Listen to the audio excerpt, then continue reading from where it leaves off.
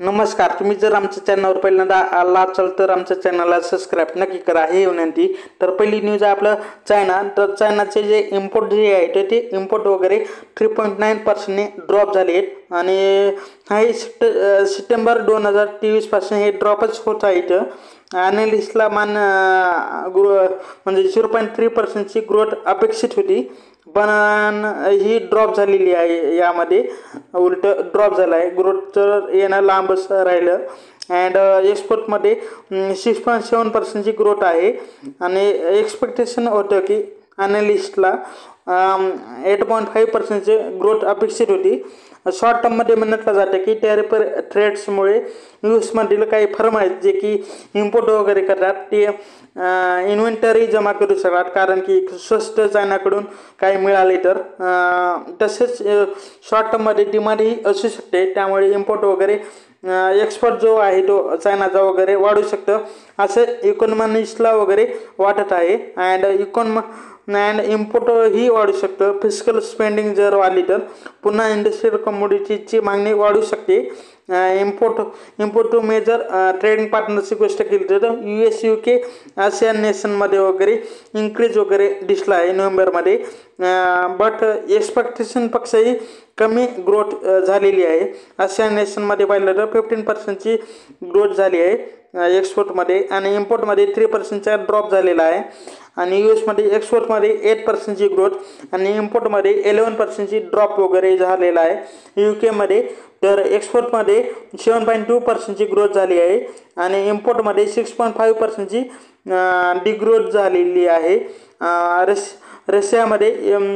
रशियाविषयी बोलायचं म्हणलं तर एक्सपोर्टमध्ये 2.5 आणि इम्पोर्टमध्ये 6.5 म्हणे वगैरे ड्रॉप वगैरे झालेला आहे. दोन्ही साईडला ड्रॉप झालेला आहे. तसंच पुढील बातमी आहे आपलं चायनाने वगैरे म्हणजे largest navals fleets in the regional waters, म्हणजे हा जो म्हणजे नौदलाचा त्यांचा ही एक्सरसाइज आहे. म्हणजे 1996 नंतरची ही सिव्हल लेवलची एक मोठी मिलिटरी एक्सरसाइज आहे. या सिव्हल लेवलच्या एक्सरसाइजमुळे वगैरे टायमाला एक मोठा धोका निर्माण झालेला आहे असे टायमानचे डिफेन्स मिनिस्ट्रीनं म्हटलं आहे. तसेच टायवानच्या मिलिटरीलाही ही कन्सर्न वगैरे त्यांना रेज झालेली आहेत. त्यांना काही बाबी संशयवादी वाटत आहेत. चायना अग्रेसिव्हली एक्सरसाइज वगैरे करत आहेत तेथे, त्यामुळे बिकॉज चायना काही एअर स्पेस वगैरे रिझर्व करत आहे तेथे अँड डिप्लॉईड करत आहे navals and coast guard vessels. And टायवानच्या डिफेन्स पर्सनने म्हटलं आहे की ही जी डिप्लॉयमेंट मागील एक्सरसाइजपेक्षा ही डिप्लॉयमेंट वगैरे मोठी आहे अँड त्यामुळे अधिक गंभीर पातळी वगैरे तिथे निर्माण झाली आहे असं बोललं जात आहे. तसेच चायनाने काही तेथे क्लेम वगैरे त्यांनी केलेलं नाही अँड अटॅकही काही केलेलं नाही. म्हणजे वारची म्हणजे कन्फर्म वार होईल अशी परिस्थिती तिथे नाही असं. पण टायवानने अग्रेसिव्हली मिलिटरी ॲक्टिव्हिटी जी आहेत ते नोट केले आहेत. कारण की 47 एअरक्राफ्ट, मल्टिपल नेव्हल्स ऑफिशियल वेसल्स आणून वगैरे आपलं चायना वगैरे टायवानची कोंडी करत आहे असं त्यांना वाटत आहे. टायवान जो आहे तो चायनाचाच पार्ट आहे, पण टायवानला सेपरेटली त्यांचं अस्तित्व वगैरे निर्माण करायचं आहे. आता पुढे काय होऊ शकतं बघा येईल आपलं. तसंच पुढील न्यूज आहे आपलं इंडियाची रेसिलेंट ग्रोथ जी आहे ती कंटिन्यू असू शकते. आरबीआय वगैरे मॉडेस्ट रेट वगैरे आणण्याचा वगैरे म्हणजे रेटमध्ये सुलभता आणू शकतो असं S&Pला वाटत आहे. S&P ग्लोबल रेटिंग एजन्सी आहे, त्याने काही प्रोजेक्शन वगैरे दिली आहेत की इंडियाची इकॉनॉमी रिसेंटली ग्रोथ वगैरे करू शकते FY25मध्ये वगैरे असं त्यांना वाटत आहे. GDPचे जे फोरकास्ट आहे ते 6.8% फोरकास्ट आहे आणि FY26साठी वगैरे 6.9% फोरकास्ट आहे. आता ग्रोथसाठी ड्रायव्हर काय असतील तर एक स्ट्रॉंग अर्बन कन्झम्पशन वगैरे असू शकतं. स्टडी सर्व्हिस सेक्टरमध्ये परफॉर्मन्स चांगला असेल तर तो कॉन्ट्रीब्यूट वगैरे करू शकतो. तसेच इन्फ्रास्ट्रक्चर इन्व्हेस्टमेंट चांगली झाली तर तिथेही कॉन्ट्रीब्यूट वगैरे करू शकतं. त्यांचे हेही म्हणणं आहे की पुढे जाऊन जर इन्फ्लेशनवर जर प्रेशर कमी होत असेल तर त्यामुळे होत असेल तर RBI एक रेट कट वगैरे करू शकतं. Q2मध्ये 5.4% GDP ग्रोथ वगैरे होती. त्यामध्ये फिस्कल स्पेंडिंग जी होती ती कमी झाली होती, ही एक कन्सर्नची बाब होती. आणि इंडियामधील कन्झम्पशन जे आहे ते कमी झालेलं होतं. तसेच इंट्रा स्पेंडिंग जी आहे ती जास्त होऊ शकली नव्हती. काही चॅलेंजही त्यांनी सांगितलं आहे की पर्सनल कन्झम्पशन जे आहे ते थोडं कमी झालेलं आहे आणि अनसिक्युर्ड लेंडिंग जी आहे ती वाढली आहे. त्यामध्ये थोडं कमी करायला पाहिजे, कारण की हाऊसहोल्डची जी बॅलन्स शीट आहे ती स्ट्रॉंग होणं गरजेचं आहे. तसेच आपलं हेल्दी कॉम्पिटिव्ह म्हणजे एक हायस्ट कॉम्पिटिटिव्ह वगैरे इन द ग्लोबल मॅन्युफॅक्चरिंग एन्व्हायरमेंटमुळे इथे काही चॅलेंजेस वगैरे दिसत आहेत त्यांना. पुढे जाऊन इंडियाला स्टेबल म्हणजे सस्टेनेबली ग्रो करायचं असेल तर एक म्हणजे चांगल्या प्रकारे जॉब क्रिएशनला मोस्ट इम्पॉर्टंट वगैरे मानलं पाहिजे. बिकॉज की न्यू लेबर फोर्स येणार आहे जे की अवेलेबल फोर्समध्ये ती ॲड होणार आहे. त्यांचं पार्टिसिपेंट वाढलं की तेव्हाच वगैरे प्रोडक्शन वगैरे वाढेल. प्रोडक्शन वाढलं की GDP वाढेल. त्यामुळे जॉब क्रिएशनला इम्पॉर्टंट दिलं पाहिजे. तसेच इन्फ्रा अँड टेक्नॉलॉजीवर स्पेंडिंग वगैरे करायला वगैरे इम्पॉर्टंट दिलं पाहिजे. तसेच इकॉनॉमिस्टचे म्हणणं आहे की जर तुम्हाला चांगल्या प्रकारची GDP ग्रोथ करायची असेल तर नीड फॉर आपलं capital growth, labour growth, technology, R&D spending, आपलं ही प्रोडक्टिव्हिटी ॲक्टिव्हिटी वाढवणे वगैरे गरजेचं आहे. तसेच पुढील न्यूज आहे आपलं इंडियाचे इन्फ्लेशन जे आहे ते आपलं फॉल्स वगैरे होऊ शकतं नोव्हेंबरमध्ये. Monitoring vegetable प्राइजेसमुळे.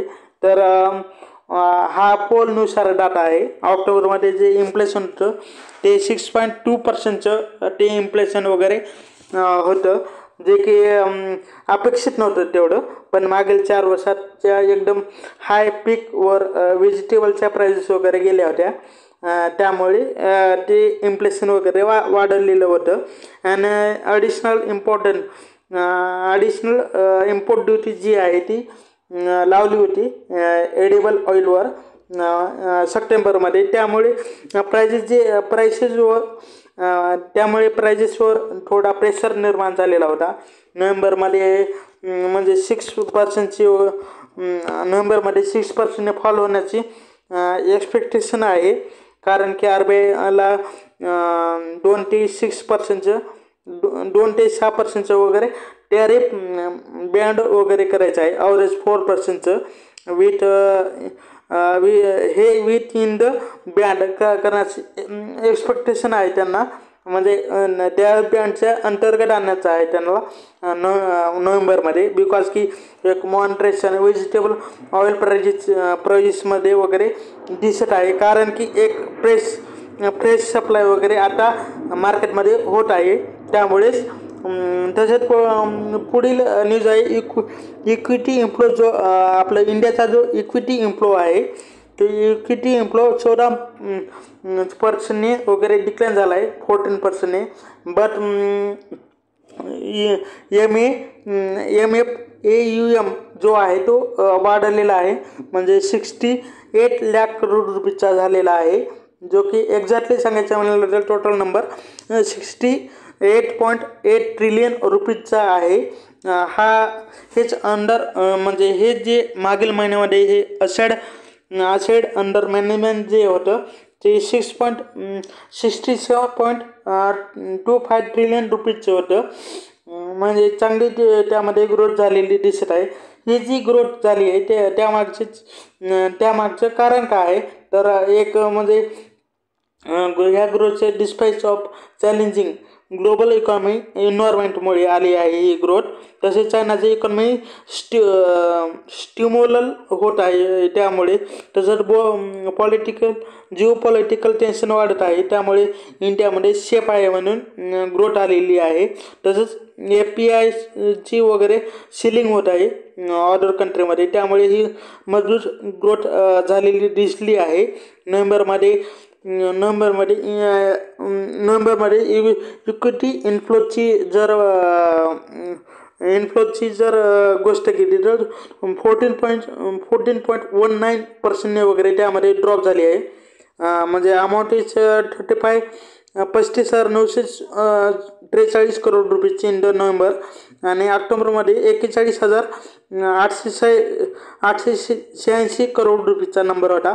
यामध्ये इयर ऑन इयर 131% इन्क्रीज वगैरे दिसली आहे. नोव्हेंबरमध्ये हा जो इम्प्लो होता तो पाहिला तर 15,536 करोड रुपीचा वगैरे होता. तसे रिटेल पार्टिसिपंट वगैरे वाढत आहे मार्केटमध्ये गेल्या 2.5 वर्षापासून.